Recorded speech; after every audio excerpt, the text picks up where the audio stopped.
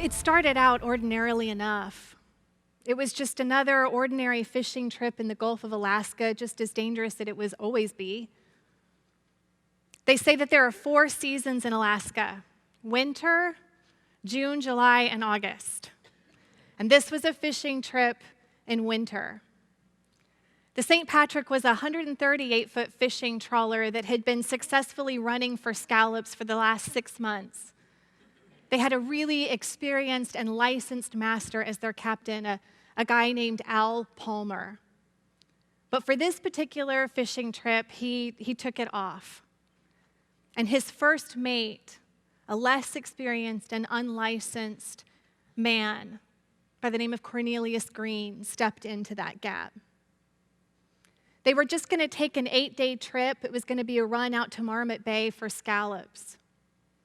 And everything was going normally enough, except on the 3rd day, this northeasterly picked up.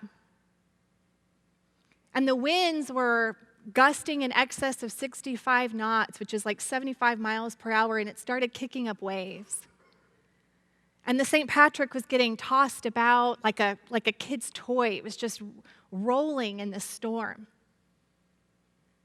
And the crew was starting to get concerned, so they secured the deck. But then a little after midnight, a 25-foot wave hit her right on her left side. And it rolled her, so she actually started listing at about 90 degrees.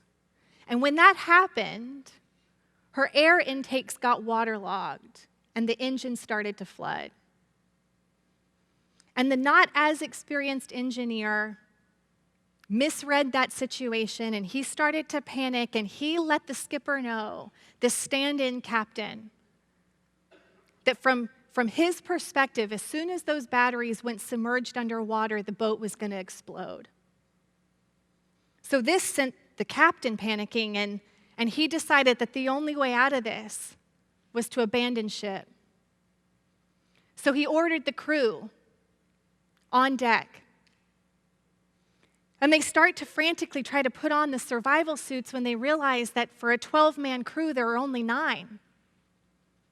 And so things are starting to really intensify and really picking up. But that wave had actually knocked over a 55-gallon fuel drum on deck that was supplying the engines. So then out of nowhere, the generator and the engine cut out and the lights went out. Without the lights and the electricity, she was really getting tossed at this point. So she's just caught in this violent storm, and they can't see what they're doing, and the alarms are sounding, and they're panicking, and there aren't enough survival suits. And so in what felt like the last moments, they tie up together and they go to jump. And so 13 miles offshore, and in 37-degree water, they go over the side. Now, anyone who fishes in the Bering Sea or the Gulf of Alaska will tell you, you don't have a chance without a survival suit. So the 3 that didn't have them were gone within the hour, most likely within minutes. They had one life raft, but it had blown out of reach just off the back of the boat, and it had a tiny little yellow light on it. So they tried to swim for that, even though it was untethered and loose, but it just kept getting further and further away. And so there they were, without a ship, without a life raft. And some of the survival suits were leaking and taking water. And so one by one, each and every one of them started to succumb to that cold, to that hopelessness. There was one greenhorn, and that's what you call a fisherman who's new to the fishing. He's a rookie. They had a 23-year-old greenhorn named Wally Thomas who remembers trying to hold each one of his buddies up, taking turns trying to hold him up. But he'll tell you that by dawn, half of them were gone. By mid-morning, he was only tied to one remaining shipmate. An 18-year-old woman named Vanessa Sanderson. It was her first time out too. She was the ship's cook. They had a momentary glimmer of hope when a Coast Guard helicopter flew within view, about within the mile. But it was dashed to pieces when they realized the chopper didn't see them and kept going. And it was in that moment when Vanessa let go of all she was still holding on for. And she whispered to him, "I can't do this anymore," as she closed her eyes and let go. See, most of us haven't been in violent, life-threatening storms at sea. Most of us haven't had that experience, but we understand this story because we can imagine the terror and the turmoil. We can understand what it feels like when we are at the end of ourselves. We know what that feels like when we all of a sudden realize we have limits and we've reached them. There's an Oxford graduate, 20th century writer and historian named Hilaire Belloc, and he was actually also a Christian and a sailor, and he wrote this: "The sea drives truth into a man like salt." And even if we've never been to sea, we know what that truth is. We know what it is to be human. We know what it is to run up against our limits. Now, it's not an easy topic, but then you're no stranger to it because this is your third week in your foul weather navigation course. And Pastor Dave has been teaching us for the last couple weeks about how to survive the storms in our life. And we've been doing that by looking at the life of Jesus in the storm. So in the first week, we learned that when the storm is threatening to capsize us, when it seems like the interruptions of life are taking us down, Jesus is who we need him to be. He will meet all of our needs with power. And then in the second week, we learned that even when we get it wrong, even when we try to shortcut God and do it in our own way, he meets our mistakes with grace. We learned that he shows up even there and meets our fear with peace. So today we come to Luke. Now I knew I had this sermon coming up, and so I've spent the last month with Luke. And I don't know if I get to say this, if this is appropriate or not, but I kind of have a crush on Luke. I know. But I feel like I know the guy now. It's a gospel crush, perfectly innocent. But here's why I love him, and I want to share this with you because I think you'll come to understand what's so special about Luke 2. The first thing is, he's a scholar. He writes in the style of an educated Greek. He is so concerned with the facts. And this is what he says when he opens his gospel. So this is Luke 1:1.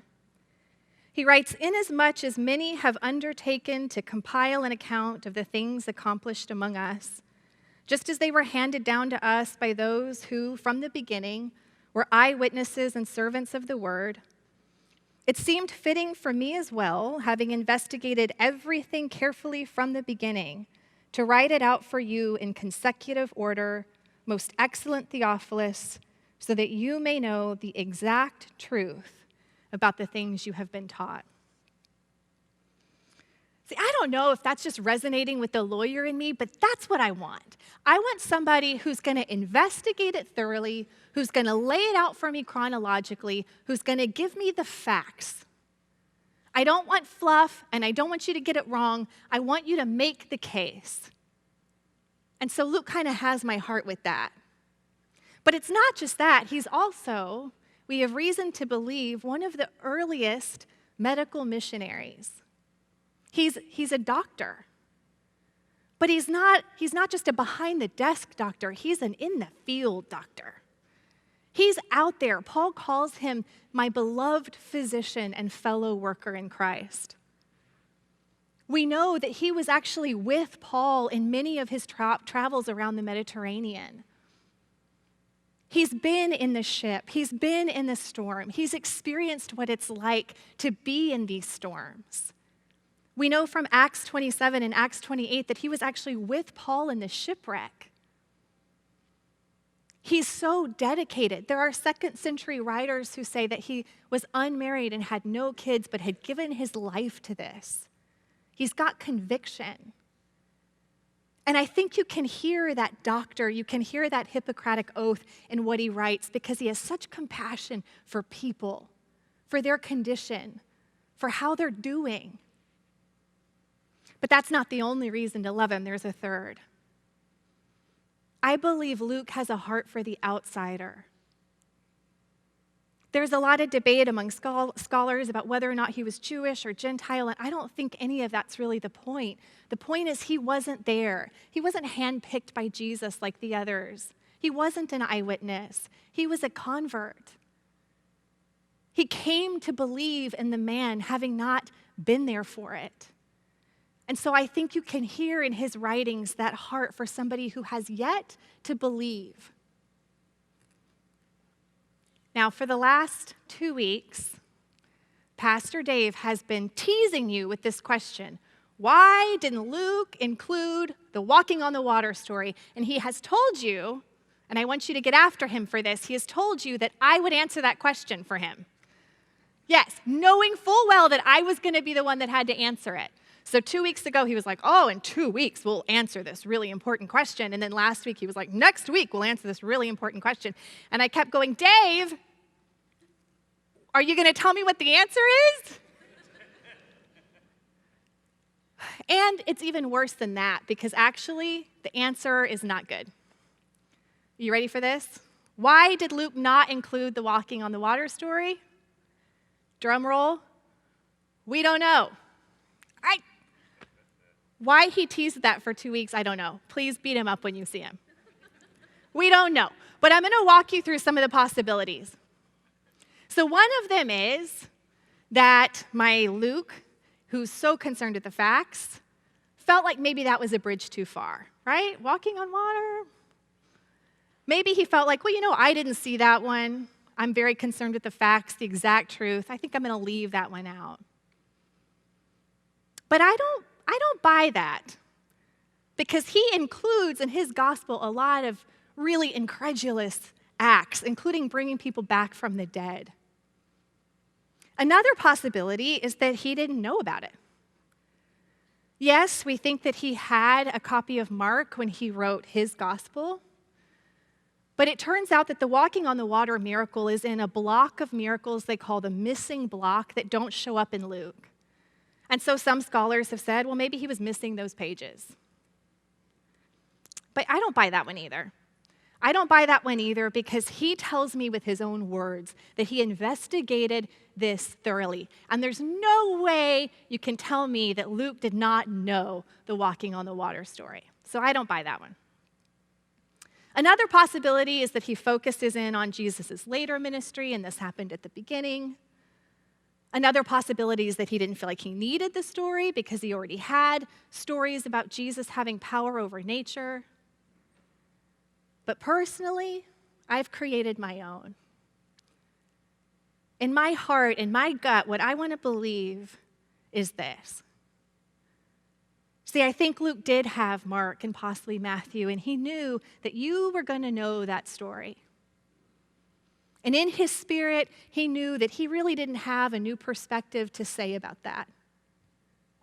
But what he did want to do was focus you in on the Jesus who was already in the boat. Because see, in the walking on the water story, they're straining at the oars and they're in the thick of it, and Jesus comes like a God floating over the water out to where they are from a far off place. And I don't think that's the Jesus Luke wants to give you. I think he wants to focus you in on the Jesus who was wholly human and who was already in your boat. And so with that in mind, we turn to the story he did tell, the one where Jesus calms the sea. So Dave's done this chalkboard, and I'm not going to dare to touch his masterpiece here, but we remember this table. And he gave us this great comparison of all the different gospel writers and what they see and the perspective and the aspect of Christ's nature that they wanted to highlight.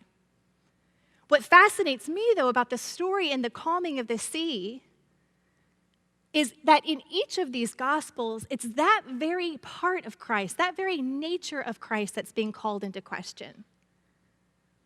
So when Matthew tells us this story about Jesus calming the sea, he says, there they were, and the storm came down, and all hell was breaking loose, and they were afraid, but Jesus was sleeping.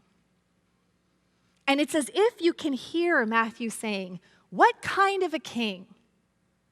What kind of a king is asleep when his people are under attack? What kind of a king isn't standing at the front of this ship, the first one in? But then in Matthew, who wants to give us Jesus, the humble servant, in Mark is the one who says that Jesus is asleep at the back of the boat with his head on a cushion. What kind of servant takes a nap with a pillow? What kind of servant, when his people, the people he's serving and loving, are straining at the oars, is taking a nap? And see, what I think we can learn from this is that the very box we've tried to put Jesus in, the very label we've tried to put on him, is the first thing that comes under attack when all hell breaks loose, when the storm blows in. And so this is now where we learn about Luke. We're in Luke 8, verse 22. He says, one day, Jesus said to his disciples, let us go over to the other side of the lake. So they got into a boat and set out. The first thing I want to point out to you is how he says, one day. The New American Standard Version says, now on one of those days. What's interesting about that is that Mark has already given us more detail than this. Mark has told us that it was evening, that it was on the same day that Jesus had taught the masses. If Luke is concerned about the facts and the exact truth and the chronology of things, why does he leave that out? And I suspect it's because Luke doesn't want you to think about this as a specific incident on a specific day. He wants you to take away from this that it was just another day, like any other day. They didn't expect anything to go wrong. They had every expectation of smooth sailing. There was nothing to stand out about this trip. But he also says, let us go over to the other side. So they got into a boat and set out. See, in Matthew, it's Jesus taking the disciples. It says he gets in the boat and he starts out and they go with him. In Mark, they take him. But in Luke, it's an us thing. Let us go over to the other side. And so they got into the boat. See, I think the picture that Luke is painting is this is just another day and we're all in this together. It could have been any day. There's nothing special about these circumstances. This was just another day in the life. Every reason to think it's going to go right and every reason to think that we're in this together. He continues in verse 23. As they sailed, he fell asleep. Now, this is the only time in the Bible we see Jesus sleeping. And it's a great example of him being fully human. Maybe he was exhausted from his day of ministry. We don't know. Maybe he was confident in the Father's care over them or in the disciples' ability.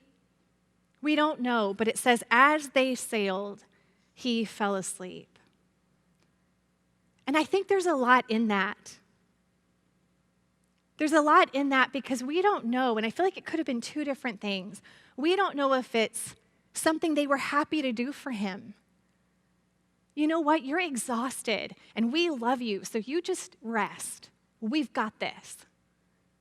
Maybe they were really happy to give him that break. I know that I have days like that. But the other possibility is that there was that seed of resentment in it. Oh, I thought we were in this together, but it looks like I'm going to do all the work and you're going to take a nap. And I think we all have those days too. And maybe it was mixed. Maybe some of the disciples felt one way and some of them felt the other. Either way, it's on them. They're doing the work. They're in their element. They're rowing. And it says a squall came down.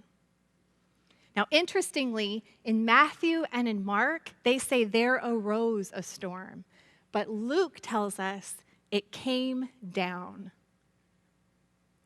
Now, scholars will tell you that that's actually a much more accurate description of what's going on there. Because the Sea of Galilee is actually 700 feet below sea level, and it's surrounded by these really deep cliffs and ravines that wind from the mountains comes barreling down. And those cold currents collide with the warmer air above the water, and it just creates these spontaneous, ferocious storms. And it literally is descending. So maybe Luke's just being more accurate, but I think it's something else. I think he's also describing for us what that feels like when all of a sudden something is bearing down on you. There you are going along like normal and expecting it to be just another day and expecting it to be something that we're all in together and expecting that you can handle it, and then something descends. Something bears down. At this point, their expectations are failing.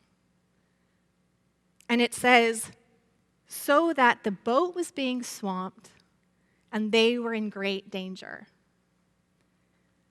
Now, Matthew and Mark tell you just about the boat. They say the waves were crashing over the boat and the boat was taking water, but Luke gives us the disciples' perspective. And they were in great danger. These were fishermen. These were sailors. This should have been their world, their element. And yet here they are, and they have run up against the very end of themselves into every limitation. A lot of people have tried to paint and depict this scene, but I think no one has done it more masterfully or famously than Rembrandt. He painted his only seascape of his entire brilliant career right as his career was taking off in 1633. It's an incredible piece. It's 5x4, so it's big and overwhelming, and the drama of it is captivating. You can actually feel the motion. The boat's being tossed up. The sail's already been ripped in half. You can see rocks in the foreground that are threatening the boat. You can almost feel the wind and the spray. And all the disciples are just frantic. One of them is vomiting off the side. One of them is straining at the oars. One of them's trying to get the sail under control. One of them has just completely given up and is fully despondent. And what I find most fascinating about this painting is that Jesus isn't at the center of it. Yes, he's the only one calm, but he's not at the center. At the center is this haunting self-portrait of Rembrandt. And he's holding his hat on, and he's holding onto the ropes, and he's looking right at you. And with unbreaking eye contact, it's as if he's saying, you don't escape this. You're in this too. It's an incredible piece of art. Some of you may know, but it was stolen in 1990, cut right out of its frame, in the world's greatest art heist that has ever taken place. It was taken along with 13 other priceless pieces of art out of the Gardner Museum in Boston. It's a shame because I would love to stand in front of it and see it, but somewhere there's a criminal who has that maybe in his basement, and I hope he is just really enjoying what Rembrandt did with that only seascape of his career. But it's that drama, it's that action that we pick up in verse 24. It says, the disciples went and woke him, saying, Master, Master, We're going to drown. And in the first week, Dave taught us that that word master is Greek. It's epistata. He told us that it means master and commander, chief, captain. But it's actually even way cooler than that. It comes from the root istemi, which means to stand over, or histemi, which means to cause to stand. And it's only used by Luke. He's the only New Testament writer who uses it, and the only times that he uses it, it's when a disciple is talking to Jesus from a place of not understanding his power or his purpose. It's in Luke 5:5 where Peter says, "Master, we worked hard all day and didn't catch a fish. But if you tell me to, I'll go back out and try again." It's in Luke 8:45 where they say, "Master, how can you say who touched you? The crowds are pressing in on every side." It's in Luke 9:33, "Master, it is good for us to be here," not realizing what it was he was saying. See, every time it comes up, embedded in that word is this understanding that maybe you're seeing something that I'm not seeing. Maybe you understand something that I don't understand, and I'm going to submit to that, even in my confusion. And they say it twice. It's the only place where it's said twice.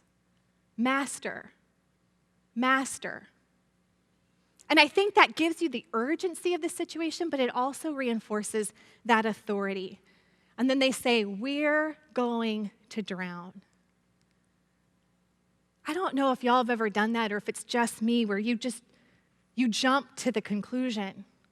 But they were not yet drowning. Yes, it was bad. Yes, they were in danger. But they were not drowning. But in total humanness, they go to the worst case scenario. We're going to drown. Maybe, just maybe, it's not just the expectations they had of this trip being normal or of themselves being able to handle it all on their own, but maybe it's their expectations of him that are failing. His lack of concern, his seeming disinterest, the fact that he let the storm happen in the first place. But it says he got up and rebuked the wind and the raging waters. The storm subsided and all was calm. See, in Matthew, the first thing he does is rebuke them. Why do you have so little faith? And in Mark, it's kind of a two-step process. First, he talks to the wind, and then he talks to the waves, and then he talks to them. But in Luke, it's instant. It's the wind and the waves. They went from 1 second, we're going to drown, to the next second, all was calm. And not like in the other two where he says, why do you have so little faith? In Luke, he says, where is your faith? Where is your faith? Only in Luke is it put that way. And I could tell this was the heart of this sermon, so I was really excited. I was like, I'm going to look this up in the Greek, and I'm going to get all the richness of this word. And I borrowed Travis's fancy software that will pronounce it for you, and I came and I did my homework, and I got the computer, and I was like, this is going to be it, guys. What's the Greek word for where? And I hit pronounce it for me, and it said poo.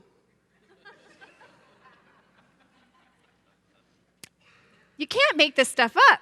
I was like, that can't be the heart of my sermon. And play it again. Poo. I can't change the Greek word. It's poo is your pistis. Where is your faith? But the heart of that word is, where did you place it?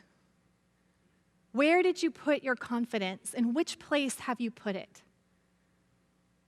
See, in that, I don't hear a rebuke or an admonishment like in the other two Gospels. In that, I hear a reminder. It's soft and it's kind. It doesn't come from a place of disapproval or disappointment. It says, remember, where did you put it? Was it in how you thought this was going to go? Was it in that you thought you were a fisherman and this was going to be in the bag? Is it in how you thought that I would behave? Or is it in the master, the epistata, the one who sees and understands and controls what you can't? And the only way they respond is, who is this? Who is this? Because what only God could do, he just did. He controlled the weather. And in the very next chapter in Luke, they'll confess that. They'll say, you are the Messiah. You are the one. You are the Son of God.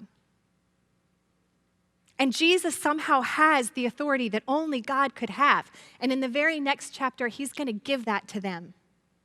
He's going to say, what I've been given, I give to you.